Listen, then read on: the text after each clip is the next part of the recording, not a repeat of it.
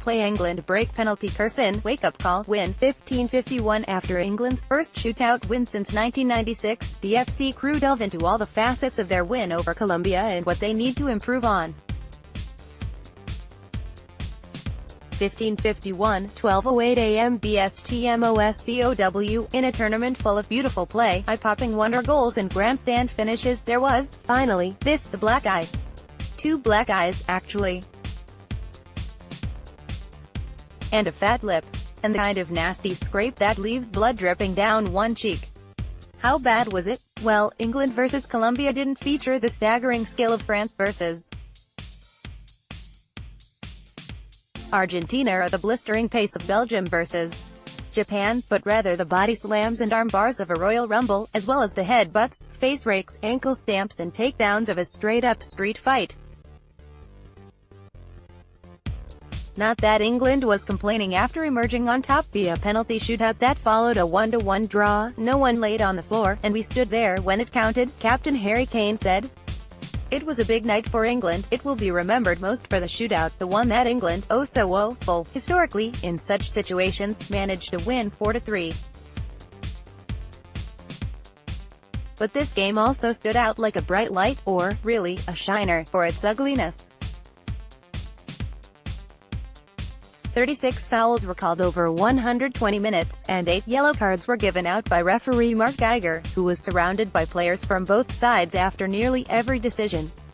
With England and Colombian tempers threatening to boil over at times, American referee Mark Geiger had his hands full. Alexander Nemanov, AFP, Getty Images. England fans and players were livid that Geiger did not send off Wilmer Barrios when, while bodying up Jordan Henderson before a first-half free kick, the Colombian raised his head backward and up into Henderson's chin. The England man, naturally, toppled as if he had collided with a city bus, writhing around in a display that wasn't quite Neymar level but was cringeworthy all the same. Geiger, after listening to counsel in his earpiece, gave only a yellow. But the level of civility, such as it was, devolved from there. Later, Colombia coach Jose Pekerman said he anticipated a game such as this because of the focus both teams put on trying to control set pieces, and Carlos Sanchez's attempt to keep Kane from running free on a corner kick bordered on unnecessary roughness from an NFL perspective. Geiger, rightly, awarded the penalty that put England ahead on 57 minutes, and the Colombians, despite what Pekerman would claim, seemed only to get more petulant. Everybody knew the match would be like this, Pekerman said, seemingly blaming Geiger without pointing his finger directly. It was very uncomfortable to play this match with that feeling in the air, he added. There were so many interruptions in the game, far too many interruptions. If a team wants to play a certain style of football, all those interruptions aren't good.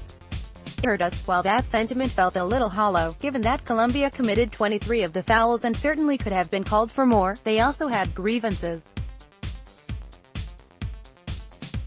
Ashley Young might have been sent off after stamping on an opponent's foot, and, after fouling Radamel Falcao, John Stones looked to drag his studs across the Colombian captain's head as he stepped over him. Both England players escaped without punishment.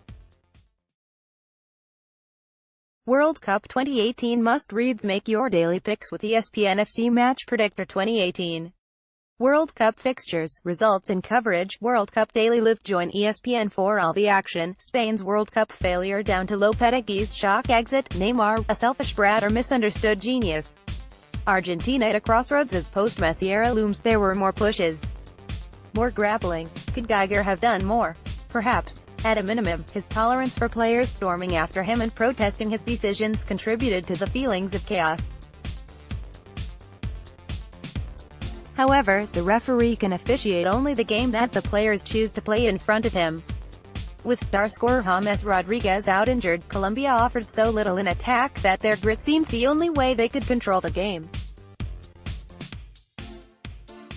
It was strange, as they are not typically a team thought of as so cynical. Uruguay, perhaps, but not usually. Pekerman and Colombia, we didn't rise to it, which was brilliant, England manager Gareth Southgate said before conceding. In general, there were a couple of occasions when we did. but overall it was exceptional. In some ways, it seemed fitting that the match would ultimately go to penalties after Yerry Mina evened the score in second-half stoppage time. A brutal match deserved the most brutal of finishes, and so it was that England would ignore their historic bruises to deliver in the shootout. At the end of an evening with so much rancor, it was that simple: a shot, a miss, a shot, a goal. Falcao and the Colombian players dropped to the turf, finally felled by the last sting of frustration. Kane and his England teammates, meanwhile, celebrated like never before. They raised their arms. They smiled wide. They felt no pain. To them, the ugliest game at this World Cup was gorgeous.